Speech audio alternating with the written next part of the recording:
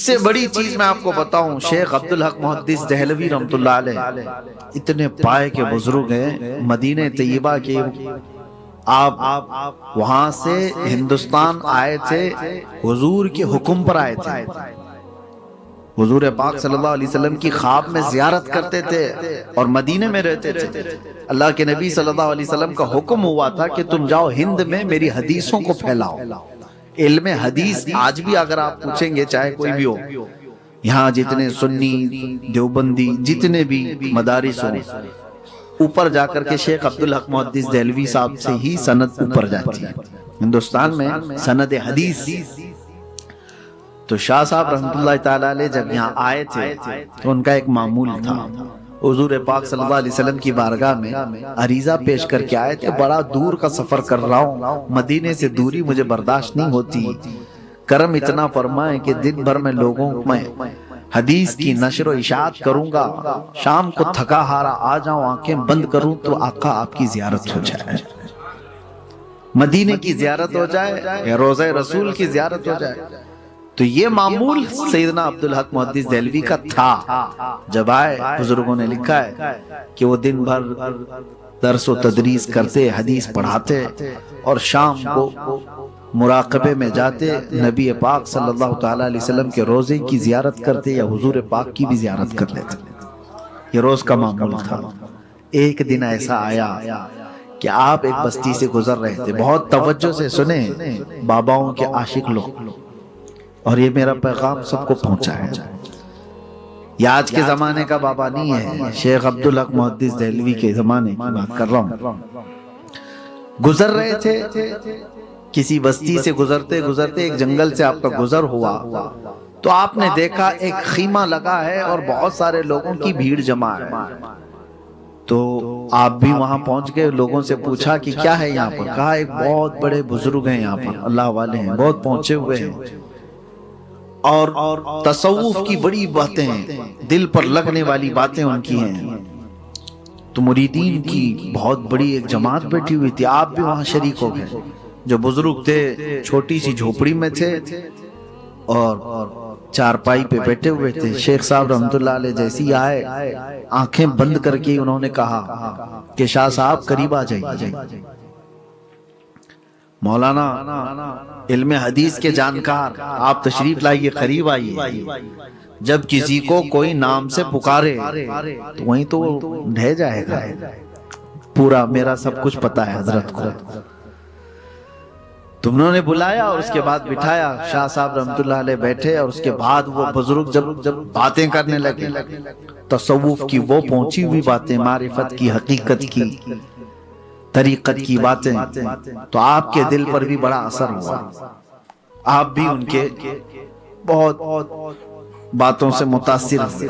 محفل ختم ہونے کو تھی، بغل میں مٹکا رکھا ہوا تھا اور اس میں شراب بھری ہوئی تھی۔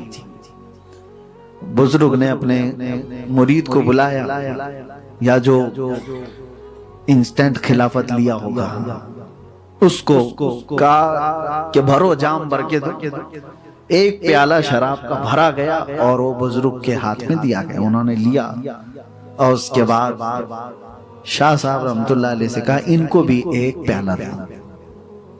اوریجنل شراب کی بات کر رہا ہوں، کوئی شراب عشق، شراب محبت، شاعروں کی شراب نہیں، جو نشہ لاتی ہے دھتورا، اسی کی بات کر رہا ہوں۔ شراب خود ایک پیالے میں اور دوسرا پیالہ حکم دیا کہ شاہ صاحب کو ایک پیالہ دے۔ آپ دیکھتے رہ گئے، شاہ صاحب رحمۃ اللہ علیہ علم حدیث کے ایسے آپ کو ہزاروں حدیثیں جو حافظ ہیں، جس کے وہ علم حدیث کے بادشاہ کہلاتے، آپ نے کہا ہرگز نہیں، میں چھوؤں گا بھی نہیں، شراب حرام ہے۔ شیخ آپ کیا کر رہے ہیں؟ یہ سنو، بزرگ جو بیٹھا ہوا ہے یا پیر صاحب جو بیٹھے ہوئے ہیں، انہوں نے سیدھے کیا کہا، مولانا پی لو، ورنہ روزانہ جو تم بارگاہ رسول کی حاضری دیتے ہو وہ بند کرا دوں گا۔ اب سوچو، یہ راز کی بات ہے۔ شاہ صاحب رحمۃ اللہ علیہ تنہا مراقبے میں بارگاہ مصطفیٰ کی حاضری دیتے تھے۔ شاہ صاحب رحمۃ اللہ تعالی علیہ مراقبہ کرتے اور وہ زیارت کرتے. اب جب بندہ کوئی سامنے والا اتنی بڑی بات بول دے تو اب کیا رہ گیا. اب اس کے بعد امتحان کی گھڑی ہے یہ یاد رکھو. شاہ صاحب پیالہ لیا کپ کپاتے ہوئے ہاتھوں کے ساتھ کہا کہ یہ کیسے میری بات جانتے ہیں. پھر آپ نے کہا نہیں شراب نہیں پیوں گا. واپس میرے مصطفیٰ کریم صلی اللہ علیہ وسلم کی شریعت ہے شراب اگر میرے نبی نے حرام فرمایا ہے تو قیامت تک کسی کے لیے حلال نہیں ہو سکتی. میرے لیے بھی نہیں, آپ کے لیے بھی نہیں, کسی کے لیے بھی حلال نہیں ہو سکتی. پھر انہوں نے کہا میں تمہاری روزانہ کی محفلیں دیکھتا ہوں اور اس کے بعد شام میں تمہاری حاضری کس وقت ہوتی وہ بھی جانتا ہوں, بند کرا دوں گا. شاہ صاحب ایک طرف شریعت مصطفیٰ صلی اللہ علیہ وسلم اور ایک طرف یہ شیطانی شرارت, اس کو کیا سمجھا جائے, اور ایک طرف یہ امتحان کے بابا تو جان تو رہا ہے ساری چیزیں, یہ پہنچا ہوا تو ہے. اب یہاں پر آپ نے کہا شاہ صاحب نے کہ تھوڑی دیر کے لیے میں یہاں سے اٹھ جاتا ہوں, مجھے سمجھ نہیں آ رہی ہے کچھ, کوئی بات سمجھ میں نہیں آ رہی ہے لیکن پیوں گا تو نہیں. یہ عشق مصطفیٰ بچا لیتا ہے. محبت مصطفیٰ تو تھی, آپ چھوڑ کر کے اٹھے اور کہا کہ نہیں شراب تو نہیں پیوں گا, آپ کو چھوڑ دوں گا. کہا جاؤ دیکھ لینا. بات آئی گئی ہو گئی, چلو ٹھیک ہے آپ کہیں گے تکا مارا ہوگا, سائیکالوجیکل جو ہے کسی کی دماغ کو پڑھ لیا ہوگا کہ یہ ڈیلی کیا کرتا ہے اور بول دیا ہوگا, یہاں تک تو صحیح ہے. شاہ صاحب اس واقعے سے بہت ڈپریسڈ, بہت پریشان سے آئے. اس کے بعد شام کو اپنے معمول کے مطابق مراقبے میں بیٹھ گئے, حضور پاک صلی اللہ تعالی علیہ وسلم کی زیارت کرنے کے لیے. جیسے ہی آپ نے مراقبہ اپنا مکمل کیا زیارت کے لیے تو دربار رسول تو نظر آ رہا ہے اور چوکھٹ پر یہ بزرگ کھڑا ہوا ہے. کہہ رہا ہے کہ نہیں عبدالحق میں تمہیں جانے نہیں دوں گا, زیارت ہونے نہیں دوں گا, تم نے میری بات نہیں مانی. اب بتاؤ کیا کیا جائے. تو آپ پریشان ہو گئے کہ کہا یہ تو جو کہہ رہا تھا تو سچ ہی کہہ کے دکھا دیا, مجھے تو زیارت ہونے نہیں دے رہے. آپ جھٹک کر کے اٹھ گئے, رات بھر آپ عبادت کرتے رہے بے چینی سے.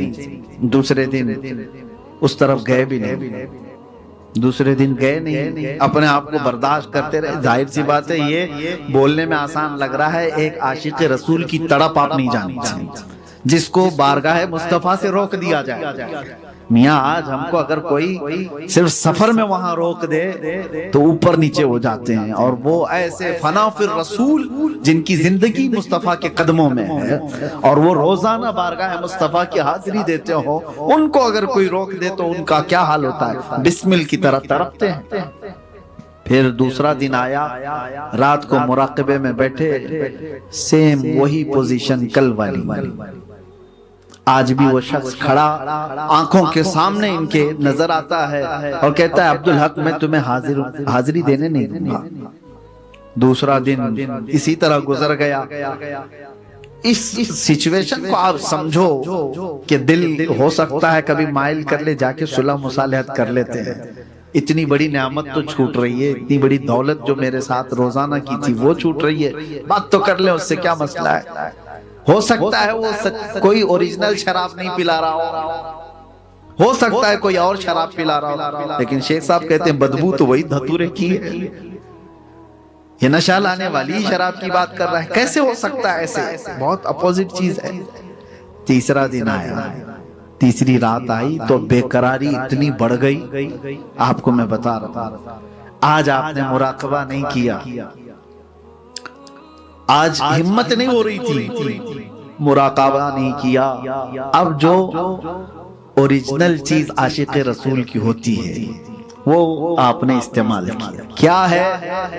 سب سے بڑی چیز جو عاشق رسول کے پاس ہوتی ہے اس کی وہ سسکیاں جو حضور کو پہنچاتی ہیں.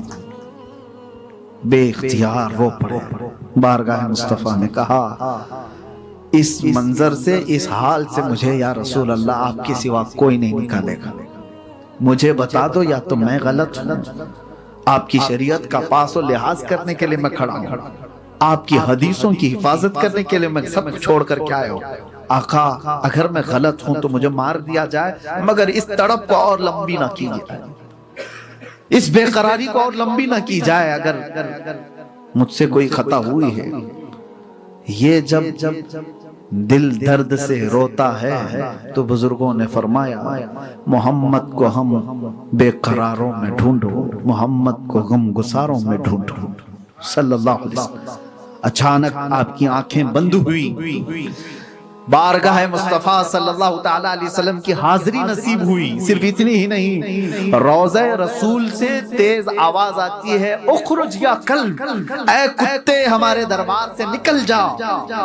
یہ ایسی آواز آئی، دروازے پر کھڑا ہوا جو شخص تھا چھٹ گیا، کہیں کوئی نظر نہیں آتا ہے، اور آفتاب رسالت اپنے پورے آب و تاب کے ساتھ عبدالحق محدث دہلوی کی آنکھوں کے سامنے،